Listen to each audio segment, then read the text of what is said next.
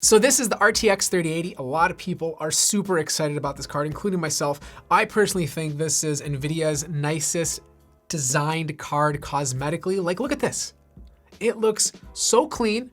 It's futuristic. There's 0 screws on this. Like, look at the difference between the RTX 2080 Ti and the RTX 3080. Like, it's just a clean looking design. The unfortunate part is that it is a bit bigger, so it will take up more space in your computer, and it has a higher power requirement, like 320 watts compared to, I think, 250 on the 2080 Ti. Now, if you are buying this card or you're planning on pre-ordering it, you need a 750 watt power supply. I personally tried it with a 650 watt PSU just for fun, and the computer completely shut off as soon as I pushed this under load. So don't mess around. Get a 750 watt PSU or even 850, and this card will run just fine. So a ton of OEMs are gonna come out with their own version of this card. But if you decide to go with NVIDIA's Founder Edition, in the box, you're gonna get this cable. Do not throw it out. You need it in order to power the card. It connects to the back of the card like this, and then you'll take 2 8-pin connectors and then connect it to the cable. The only annoying thing about this is that if you have a specific color scheme in your PC, this little black portion of the cable is gonna kind of throw it off, but I imagine cable mod vendors will come out with different colors in the future.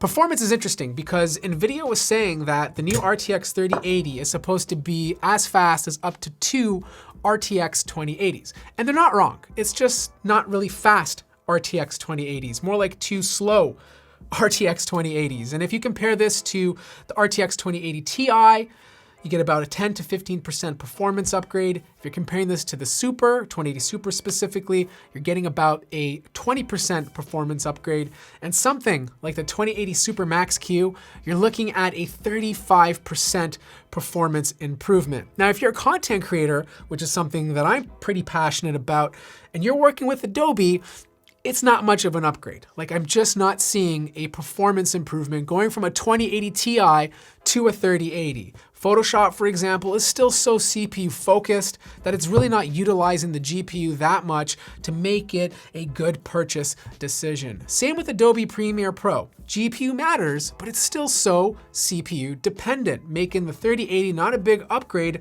from the 2080 Ti.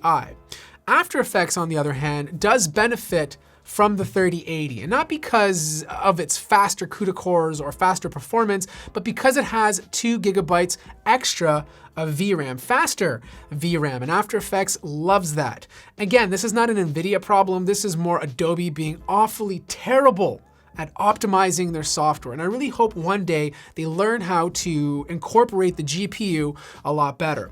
Now, DaVinci Resolve, the free version, does make a difference. Like, the performance difference going from a 2080 Super Max Q to an RTX 3080 is noticeable.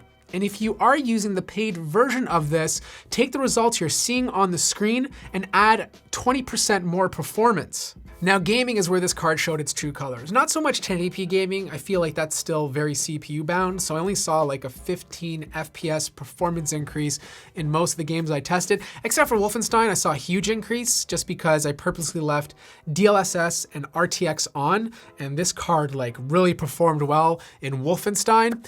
But finally, for the first time, I feel like 1440p is the sweet spot, especially if you're playing a lot of FPS games. Most of you out there are probably rocking 144 hertz or 120 hertz displays, not so much 240 or 300, and you probably want to be able to use monitors that are 1440p and still get the frame rates to match the high refresh rate.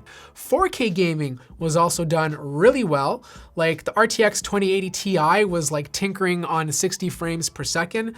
This was pushing it up higher, anywhere from 70 to 90 frames per second, even more in Wolfenstein. Like, it was crushing it. Now, for all you Warzone players, which is me, I play that like all the time, it's a terribly optimized game. I played at 1080p just so I can like break 144 frames per second using a 2080 Ti. This card can do it at 1440p with settings set to high at around 140 frames per second. So if you tweak the settings a little bit, you can use this card at 1440p playing Warzone without any issues. Now, before I wrap this up, one thing, I tested this out in a 10900K system and a 3700X. I did not see that much of a performance difference, so PCIe 4.0 is not gonna give you some sort of advantage if you buy a 3080. This is good news for Intel users. If you're gonna buy this card, you gotta know what you're getting yourself into. You gotta buy a beefier power supply. It's better for gaming, but if you're a content creator using the Adobe suite, you're not gonna see that much of a benefit compared to your current card, especially if you're using a 2070, 2080, or 2080 Ti. However, if you're using DaVinci Resolve, Blender, or any sort of 3D application, this is a nice little update. The only thing that has me kind of concerned is RTX 3000 series in laptops. The performance gap is already so huge, and the way they're making this faster is by applying more power to it. How are they gonna do that with laptops? Because right now, they're so thermally constrained. They already get hot enough, and adding a bigger power brick or more power to a GPU in a laptop is probably not the answer. NVIDIA's gonna have to do some crazy sorcery to make the GPUs in laptops faster without getting hotter. So anyways, that wraps up my review of the RTX 3080. I hope you guys enjoyed it. If you have any questions, let me know in the comments below. Like the video if you liked it, subscribe if you haven't already, and I'll see you guys in the next video.